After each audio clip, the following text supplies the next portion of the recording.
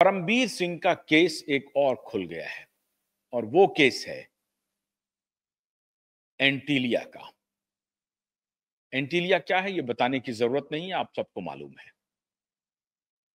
इस देश के सबसे धनी व्यक्ति का घर, मुकेश अंबानी जी का घर, 2021 में इस घर के बाहर में एक स्कॉर्पियो कार मिली थी और वो स्कॉर्पियो कार, उस कार में सिलेटिन के छड़ मिले थे। अब ये सिलेटिन के छड़ कितने खतरनाक होते हैं वो किसी से छिपा हुआ नहीं है। उस सिलेटिन के छड़ में क्या और छिपा था और विस्फोटक छिपाया गया था, और क्या इस पूरे स्कॉर्पियो को ब्लास्ट करने की योजना थी? क्या उस स्कॉर्पियो से मुकेश अंबानी को डराने की योजना थी? खबर तो यही है कि मुकेश अंबानी को डरा करके 100 करोड़ रुपए से अधिक की उगाही करने की प्लानिंग हुई थी। और ये प्लानिंग उस वक्त कहा जा रहा है कि उस वक्त के गृह मंत्री अनिल देशमुख के इशारे पर हुआ था। लेकिन अब एक नया मोड़ आया है। मोड़ यह है कि अनिल देशमुख के पुत्र सलिल देशमुख ने, अनिल देशमुख ने पहले भी आरोप झूठा बताया था और अनिल देशमुख ने कहा था कि इस सब के पीछे तब के पुलिस कमिश्नर परमबीर सिंह हैं, जो हमारे ऊपर झूठा आरोप मढ़ करके हमें फंसाने की योजना बना रहे हैं। अब एक नया मोड़ आया है।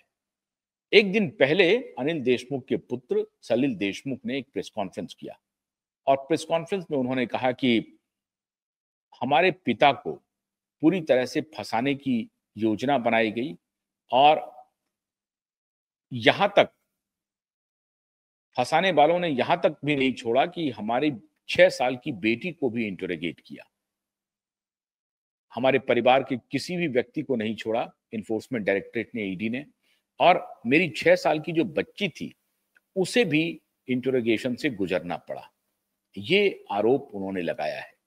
और सलिल देशमुख ने कहा कि सबसे बड़ी बात यह है कि उस पूरे घटनाक्रम का जो मास्टरमाइंड है वो परमबीर सिंह है।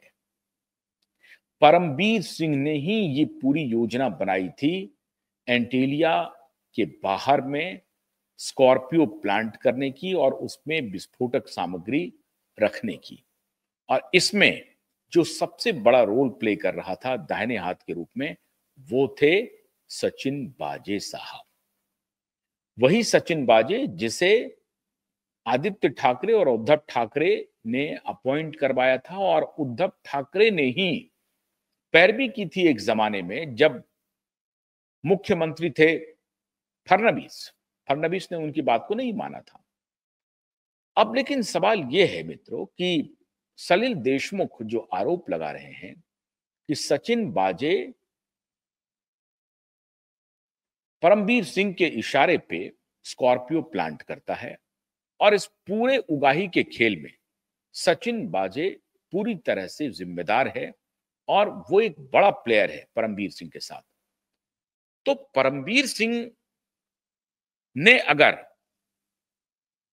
पूरा गेम प्लान किया था तो इसका मतलब है कि परमबीर सिंह के गेम प्लान की जानकारी उद्धव ठाकरे को भी होगी। उद्धव ठाकरे का नाम एंटीलिया केस में क्यों नहीं आ रहा है? आदित्य ठाकरे का नाम एंटीलिया केस में क्यों नहीं आ रहा? नाम सिर्फ अनिल देशमुख का क्यों आ रहा है? क्यों कहा जा रहा है कि अनिल देशमुख ने ये प्लानिंग की थी? पूरा का पूरा जो मनी लॉन्ड्रिंग का केस और बाकी जो उगाही का केस बना वो अनिल देशमुख के खिलाफ कैसे बन गया? अब ये बड़ा पेचीदा मामला है। सचिन बाजे का अपॉइंटमेंट होता है उद्धव ठाकरे के कहने पे। होम मिनिस्टर होते हैं अनिल देशमुख। मास्टरमाइंड इस पूरे प्रकरण का बन जाता है परमबीर सिंह। अब ये 3 इसकी कड़ियां हैं। पहली कड़ी उद्धव ठाकरे है। उद्धव ठाकरे मतलब आदित्य उद्धव ठाकरे दोनों एक साथ।